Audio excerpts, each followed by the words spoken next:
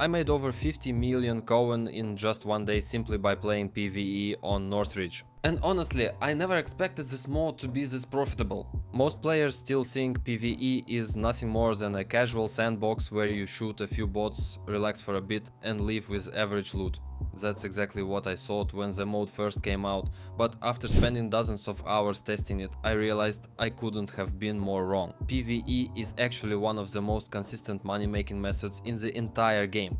If you know exactly how it works, it's not about getting lucky, it's about bringing the right gear, using the right ammo, following efficient loot routes, and avoiding the mistakes that quietly destroy your profits without you even realizing it. The difference between making 500,000 Koen and making millions Koen isn't luck, it's knowing exactly what are you doing.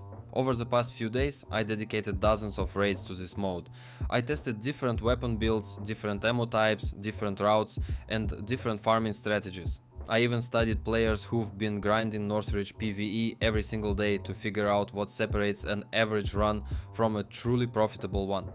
After all that testing, I finally found a setup that consistently makes money, so in this guide I'm putting everything I've learned into one complete walkthrough. We'll build the best PvE loadout, go over the specializations that are actually worth upgrading, break down the new Smelter system, cover everything you should bring into a raid, and then I'll walk you through an actual Northridge run, while explaining every decision that turns PvE into one of the best farming methods in Arena Breakout Infinite. By the end of this video, you will have a complete blueprint that you can copy into your own raids.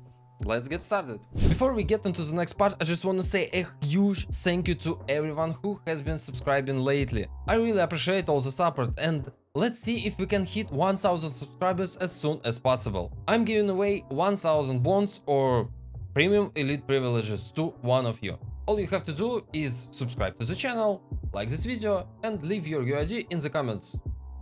That's it. I'll pick the winner in the next video, so make sure you stick around and don't forget to enter. Before you jump into your first raid, you need to build your loadout correctly, and this is where most players make the same mistake. Some people try to save every Koen they have and go in wearing almost no armor. Others bring a MILLION Koen kit because they're terrified of dying. But the best setup is somewhere in the middle.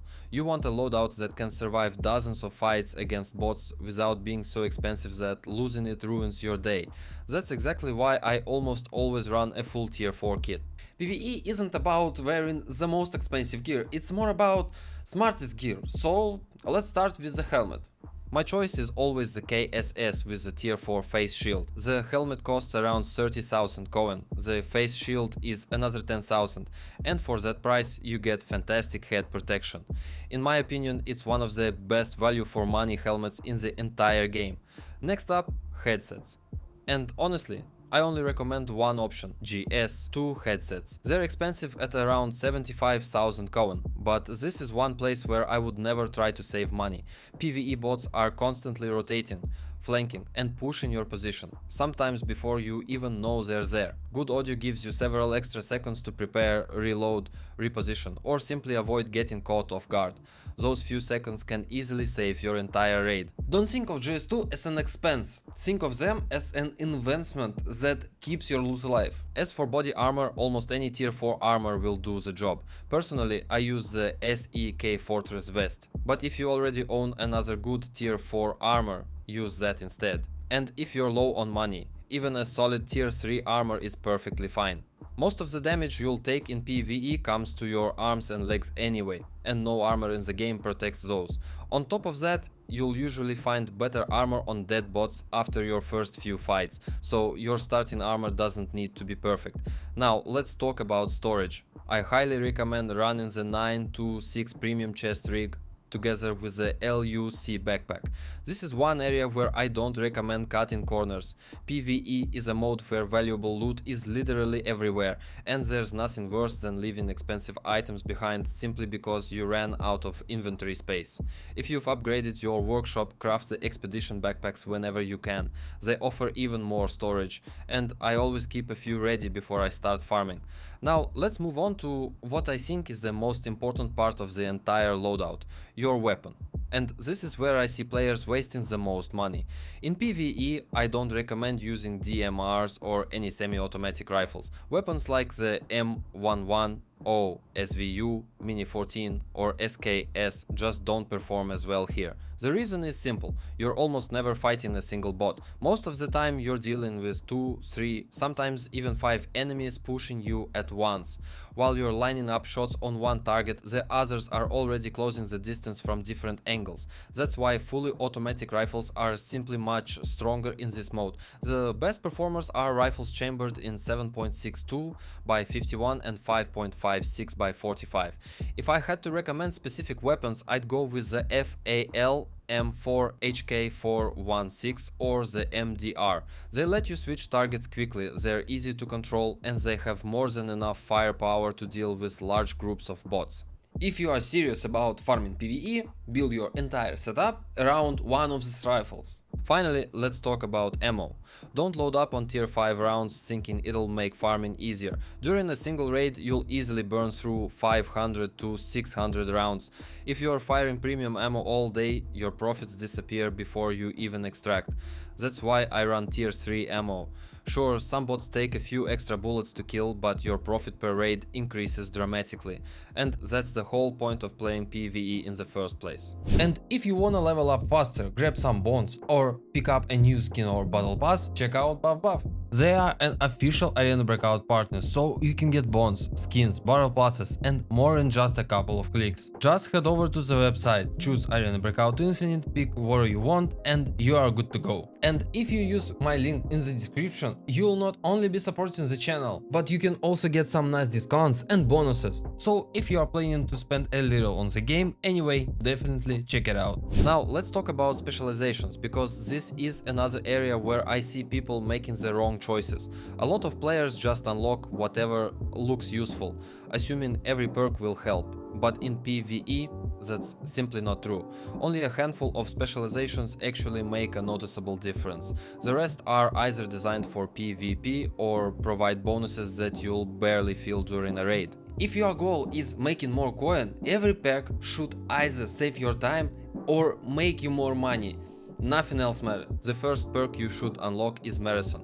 Northridge is a massive map, and during a single raid you'll cover several kilometers running between the motel, sawmill, service camp, parking lot, smelters and extraction points. The faster your stamina recovers, the less time you spend slowly jogging across the map.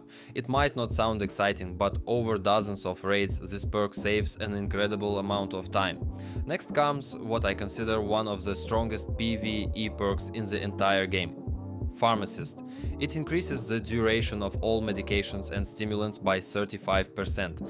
That might not sound like much on paper, but here's what it actually means.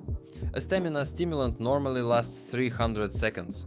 With Pharmacist, that same stimulant stays active for 405 seconds. That's 6 minutes and 45 seconds instead of just 5. Those extra minutes are huge. You spend more time sprinting across the map, use fewer stimulants throughout the raid, and finish your loot route much faster. That's exactly why I inject a stamina stim almost immediately after spawning.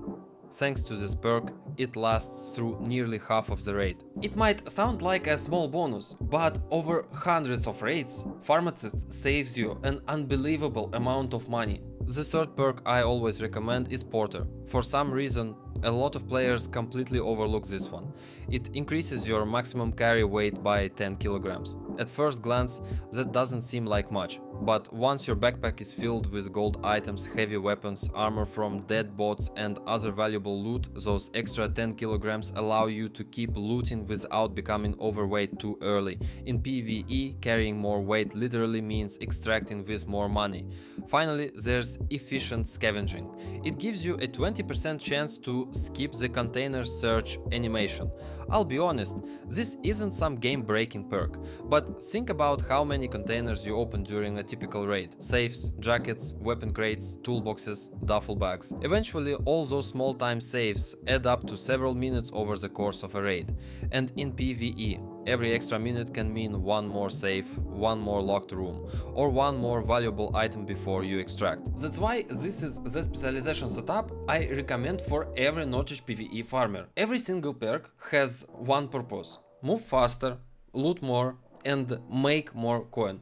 At the end of the day, that's all PvE is really about. The most interesting part of this update, and probably one of the biggest features added to Arena Breakout Infinite, is the Smelter. This is the feature that, in my opinion, completely took over the community. Everyone suddenly started looking for the best way to abuse this system and squeeze every possible coin out of it. The concept itself is actually pretty simple.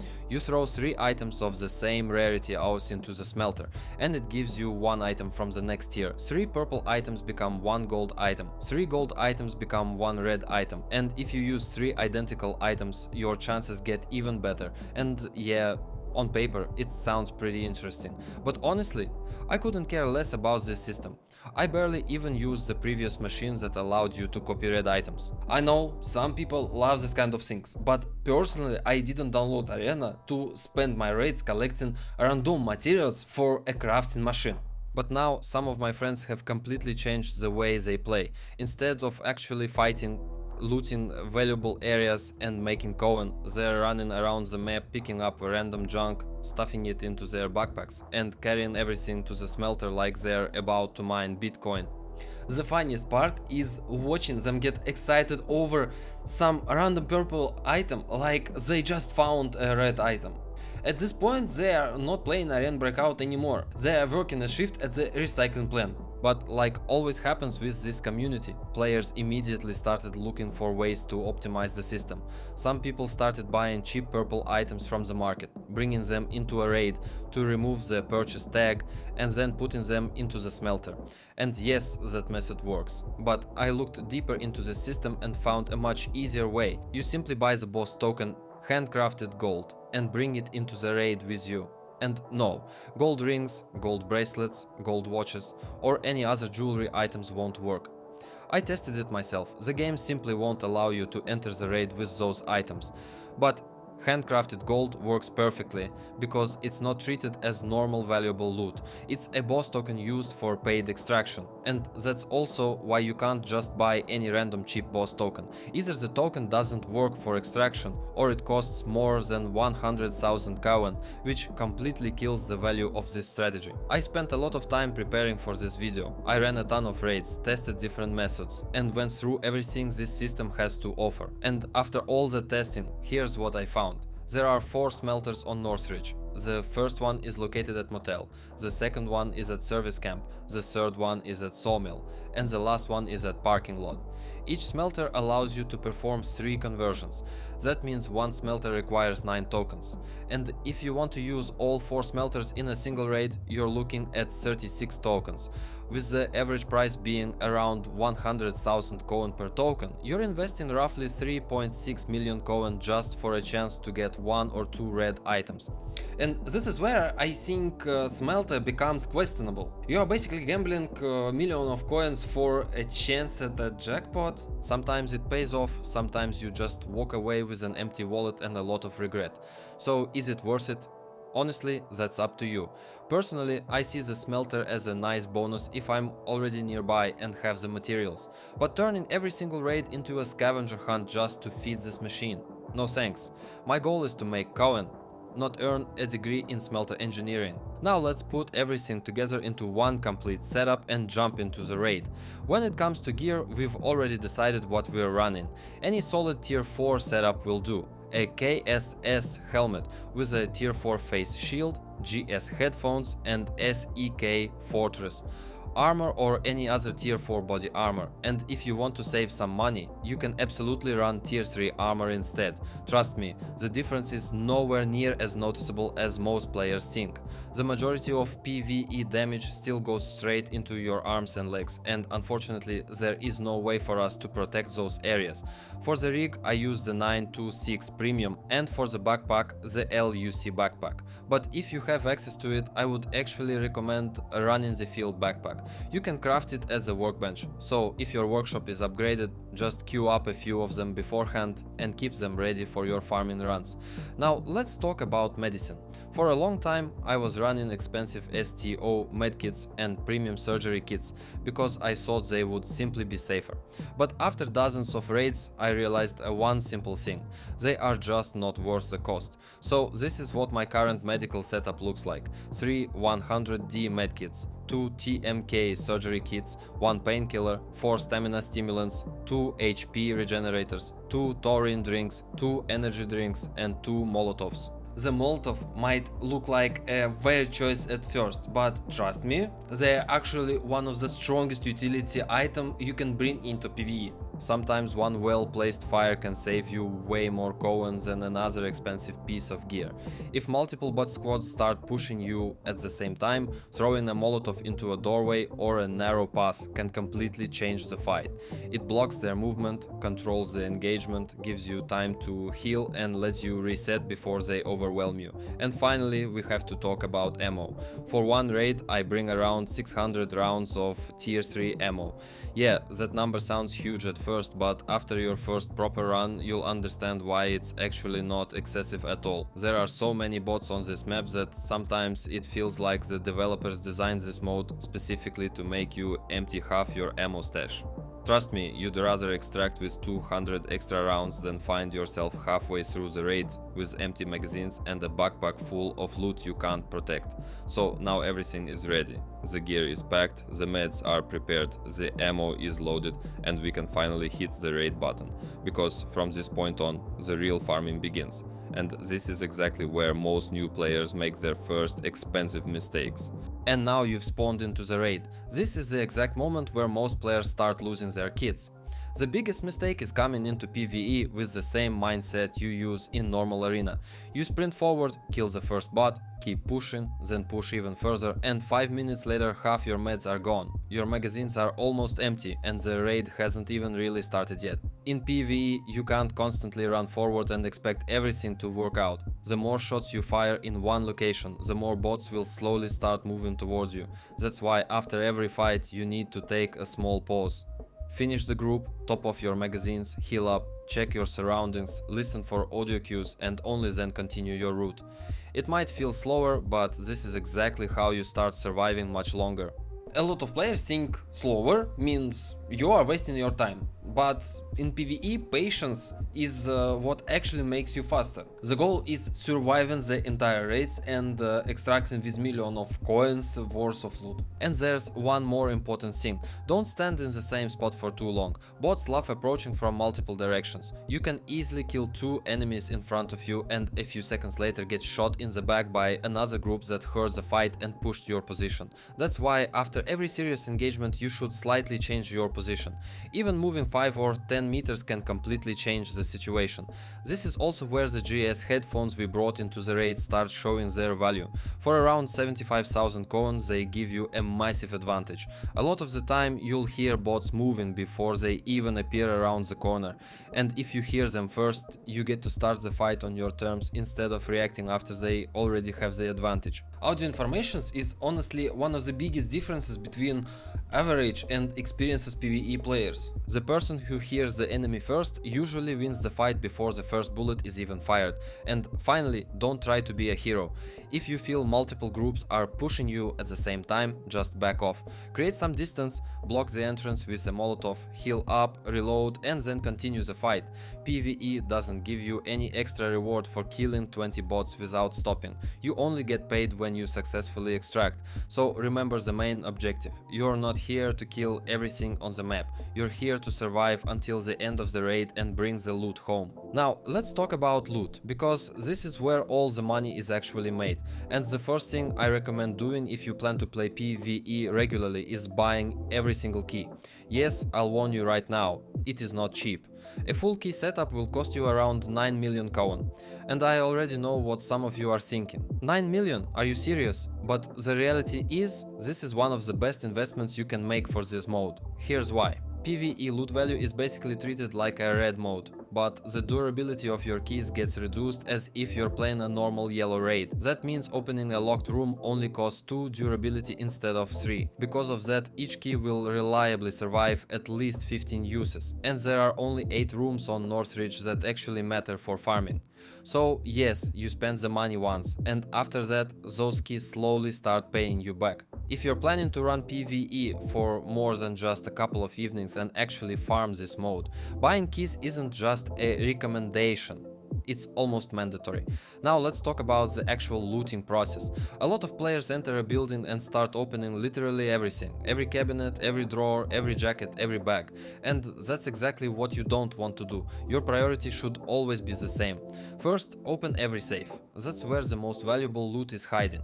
After that, you can check a few jackets, boxes or bags if they are directly on your path, and then immediately move towards the next safe. One of the biggest mistakes I see is PvE players spending 5 minutes and more searching trash containers while a MILLION Koen items is sitting behind the next locked door. You don't need to loot everything. Don't try to completely clear every single building down to the last container. During the time you spend searching for random low value items, you could already be opening another safe and finding something worth more than everything you picked up before. Build your route around safes. They are what generates the majority of your profit. Everything else is just a nice bonus if it's literally sitting right in front of you. Now let's talk about what a proper PvE raid should actually look like. And this is where a lot of newer players make the same mistake. They enter the first building they see and start vacuuming everything. Every jacket, every suitcase, every toolbox. Then 15 minutes later they are still stuck in the same area while half the map hasn't even been touched. In PvE, that approach simply doesn't work. The most valuable items aren't sitting inside random containers. They're inside safes and locked rooms. That's why your entire route should be built around them. You reach a location, open the important rooms first, grab the safes, then check a few jackets, weapon crates or toolboxes if they are directly on your path, and immediately move to the next objective. You don't need to spend 10 minutes completely clearing every single building. The more safes you open during one raid, the higher your final profit will be. This is the biggest mindset shift when you start farming PvE. You're not playing like a scavenger searching every corner of the map. You're playing like a businessman. You know exactly where the money is and you go straight for it. This immediately raises the question, are keys actually worth buying?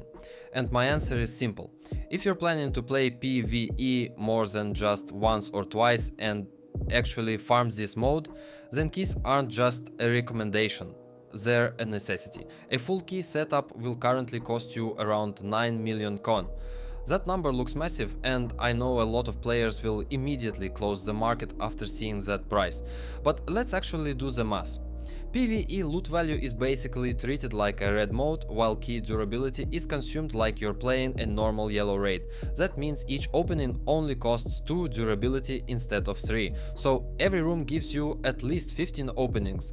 And there are 8 important rooms on Northridge that we're actually interested in.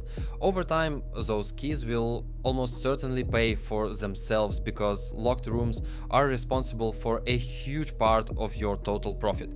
If you want to become a consistent source of income, running without keys is basically cutting your own earnings. Think of keys as an investment, not an expense. Yes, spending 9 million Koen hurts at first, but after enough raids, those keys are literally printing money for you. And the last rule that will make you more money in the long run: know when to leave. This situation happens all the time. Your backpack is full, you already found a red item, your meds are almost gone, but then your brain says, come on, I'll just check one more building.